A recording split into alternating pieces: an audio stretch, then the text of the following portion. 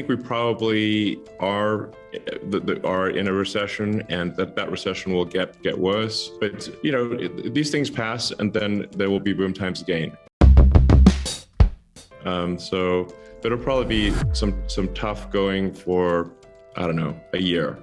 Maybe 12 to 18 months is usually the amount of time that it takes for a correction to happen. Predicting macroeconomics is always difficult, and one should assign probabilities to these things. But ironically, I did last year. People asked me what I think about the economy. I said, well, I think we might enter a recession in approximately of 2022. Called it. Nailed it. Yeah.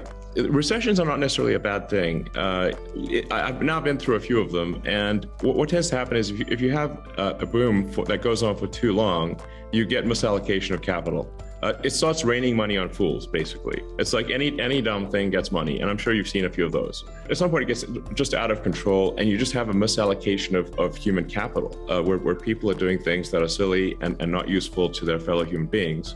And then those companies, there needs to be sort of an economic enema, if you will, and sort of the bullshit companies go bankrupt, and the ones that are doing useful products are prosperous. But there's certainly a lesson here that if one is making useful product and has a company that makes sense, make sure you're not running things too close to the edge from a capital standpoint. They've got some capital reserves to last through irrational times, because in the past, when there's been a recession, it has gone. It's amazing. It's flipped like a light switch. Do you remember this from the PayPal, ex-PayPal days, when we raised $100 million in March of 2000, and we had, the demand was so high, we had VCs like just literally without even a term sheet wiring money into our account. They literally were like sleuth out our bank account number and wire money in. And we're like, where'd this come from? And it's like, they were literally fire hosing money in March of 2000.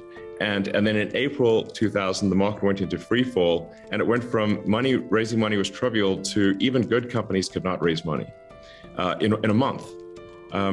So it's just important to bear in mind that, PayPal almost went bankrupt in 2000. We came close, but thankfully we'd raised that $100 million in March 2000, without which we would be in game over, basically. And we kind of saw it coming. So it's like we got the X-Confinity merger done in like 3 weeks and raised $100 million. Because we were like, we see this coming to an end pretty soon. And then a month later, it was like a nightmare, basically. And anyway, so it's just important to make sure if you're a healthy company, you got some capital to get through things. And then what's your costs? If it is a recession, which more likely than not, it is a recession. I'm not saying it is, but it probably is.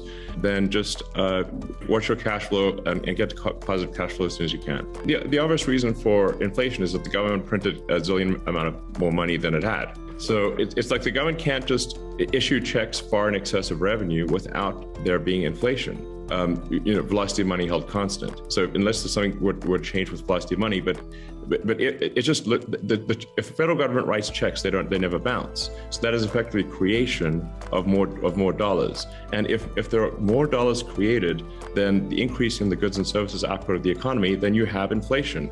Again, velocity of money held constant. This is very basic. This is not like if the government could just issue massive amounts of money and deficits didn't matter, then why don't we just make the deficit 100 times bigger? Okay, yeah. The answer is you can't, because it will basically turn the dollar into something that is worthless.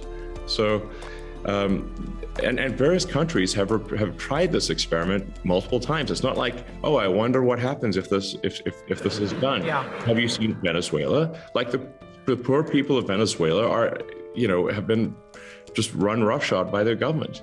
And so obviously you can't simply create money. The true economy is very important. Like the true economy is the output of goods and services. It's not money.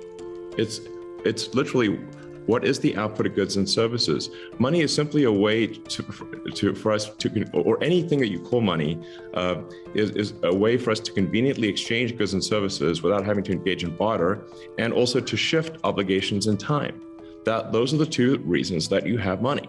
This thing called money. It's really a database. Money is an information system for labor allocation and for exchange of goods and services and for translating in time. And the quality of that information is a function of, it's like you can apply information theory to money. It helps explain why one money system is, or why one action is better than another. And so just like an internet connection, you'd want something that's high bandwidth, low latency and jitter, and is not dropping packets, does not have a lot of errors in the system. And the same is true of money. What did PayPal really do? That it helped improve the bandwidth, the speed at which money could move. Instead of mailing checks back and forth, which amazingly that was what people did in 2000, you could now do real-time exchange of money, and now you could ship your goods immediately instead of mailing a check and waiting for the bank to clear the check.